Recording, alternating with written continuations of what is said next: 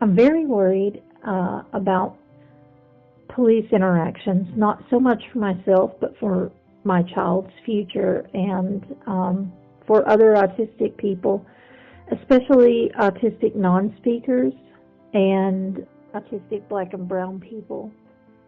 Body language and movements of an autistic person to be seen as guilt.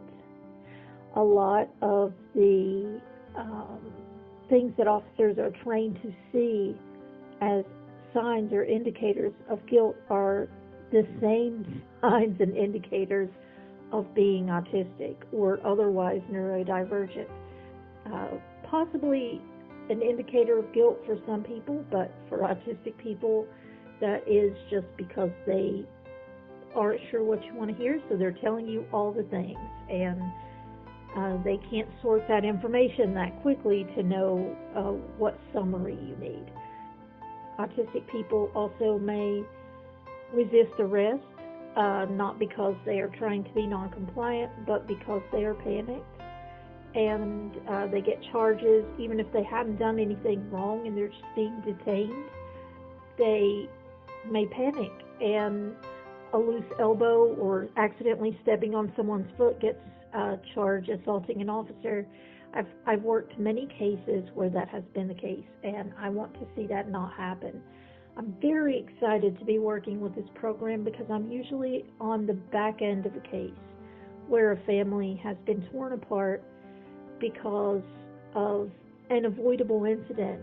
They can't afford $40,000, $50,000, $100,000 for lawyers, and an autistic person is potentially facing jail or prison time, and that does not go well for autistic people or any people. And so I'm very happy to be helping on the front end of this because I believe we're going to be able to help prepare officers to understand autistic people, and I believe we are going to be able to help prepare the autistic community who often don't think about this because they're not planning to commit crimes, so they don't see why they need to understand and know this. But we know from experience that autistic body language can cause other people to feel suspicious, and that has ended in tragedy too many times. I'm extremely grateful to JD Finish Line for helping to support this mission and make it possible. Thank you so much for that, because I think that we can save lives and prevent a lot of trauma and a lot of negative consequences that are totally avoidable. And so thank you for that. Hi, so I would think that the way that the police interact with people who are autistic and have other disabilities is quite fearful.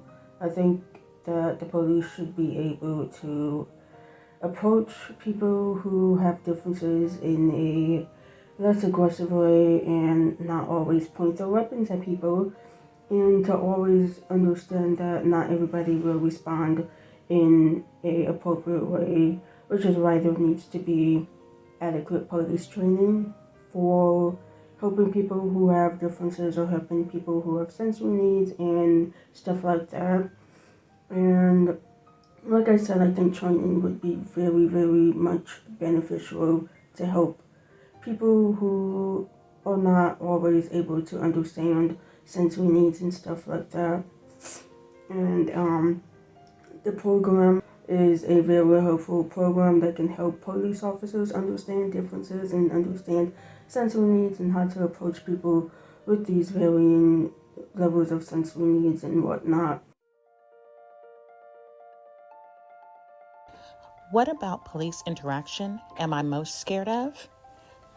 It's really hard to select just one answer because there are so many.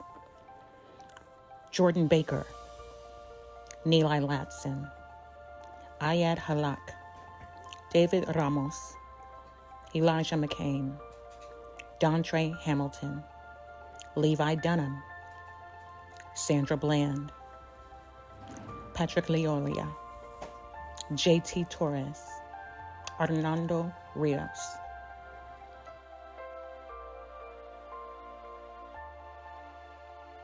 Those are just some of the names of the individuals, neurodivergent individuals of color, who've been mistreated and in some cases killed. That scares me, that frightens me, as do the faces and the names of my children, my spouse, my siblings, who are also neurodivergent people of color. Police interactions should be something that are just standard and ordinary, but they are not when you live at the intersection of disability and race. I believe this program, BSSC program, is helpful because, like it states, it helps us to build safe and supportive communities. This is something that we need. It's bi-directional learning. It is the community learning strategies to interact with law enforcement safely. It is law enforcement understanding how we operate, how we work, and community resources being brought together so that we can reduce the risk of harm and death, which is so elevated in our communities. I am grateful for JD Finish Line Foundation supporting this important initiative. It means so much to me that you are investing in the important work of kind theory. Thank you very much. From Morenike Giwa Onaiwu.